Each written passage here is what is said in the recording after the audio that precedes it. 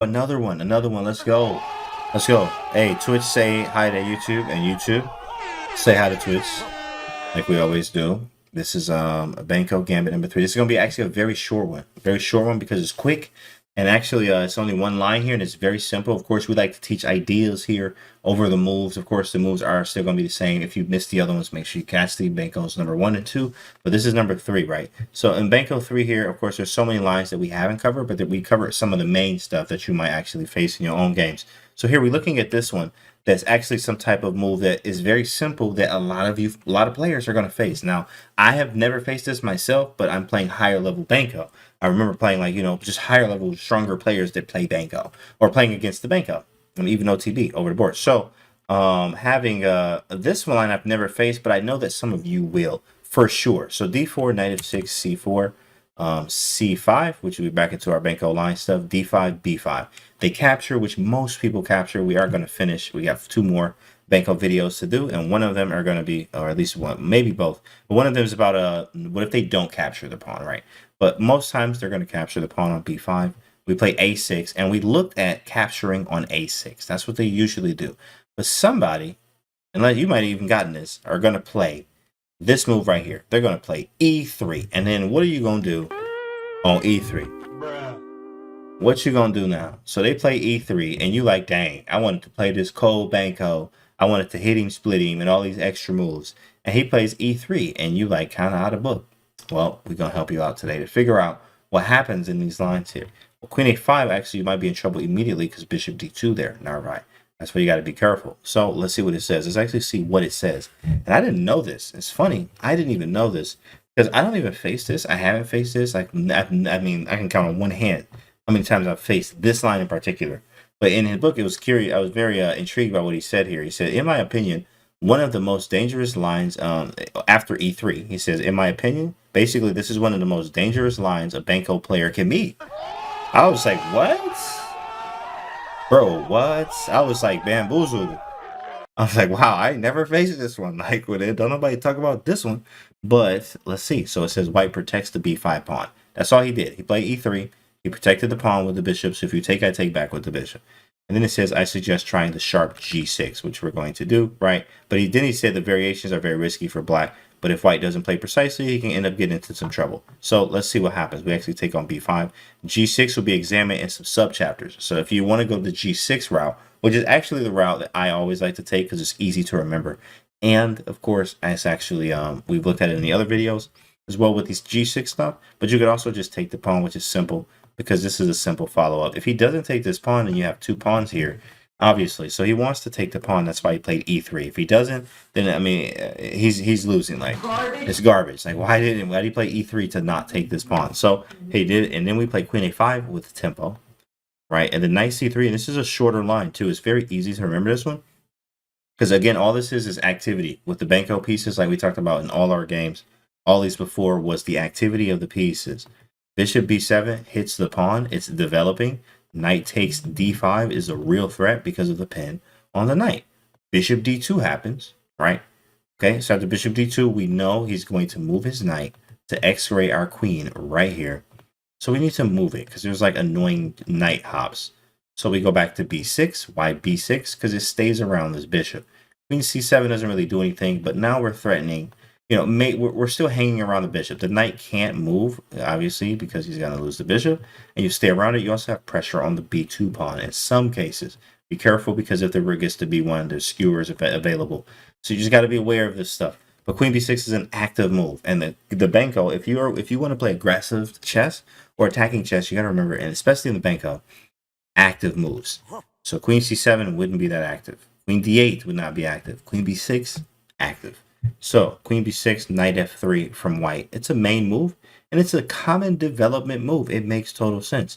Queen b3. Let's say if he goes queen b3, let's see what happens there. There's an e6, e4.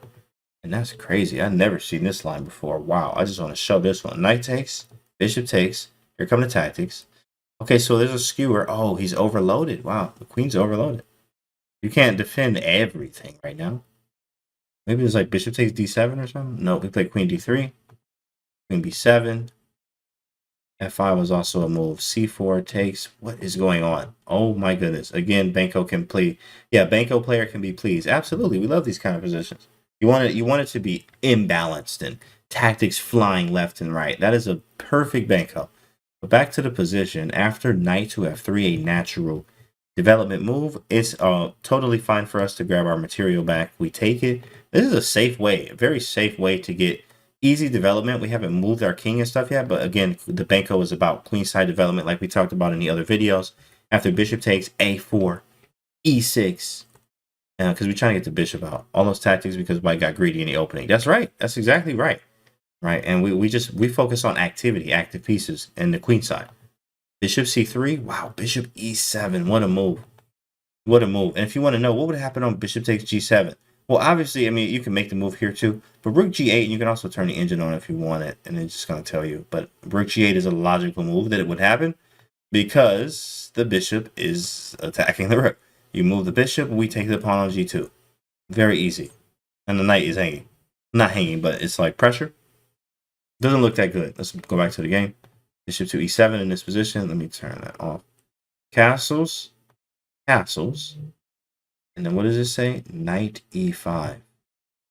Okay, white plays knight E5. That's an interesting move. That's a strong move, but a lot of players probably, depending on what level you're at, will not be playing knight E5, which that means that's a really good thing for you, because you're probably just going to finish development anyway. Play D5 at some point. This is a good position. Okay, knight E5. It says if knight D2, let's just see what happens. Let's throw some ideas out here. F5, stopping the E4 push. If E4, we was going to take it anyway, because that's what we did. Queen G4, this looks strange. He's hitting mate. Hitting mate. Hitting mate. G6, wow, that's scary. Can I play bishop F6? What's wrong with this? This is why you turn the engine on. G6 and bishop F6. So you can play both. I probably would go bishop F6. I just don't like playing G6. Well, this is what happens. Like, books are references. So they're referencing something, and if you don't like what they reference, can this move work, or am I forced to play this move, right? And I would play bishop F6, but G6 in this position here, it says play playable, and they give this line, which is a little unclear, but I would actually like white because of this diagonal. That's just how I go.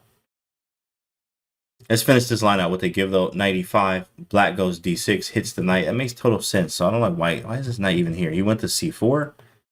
Bishop takes, queen G4, and then G6 once again, and queen takes C4. This was a very long line. Not long, but obviously there's some strange moves like knight E5, I mean, queen G4. This is high-level Benko, I would say.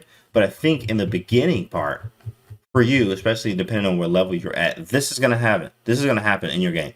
You're going to get this. Let's start from the beginning. You're going to play the Benko, right? D4, knight F6.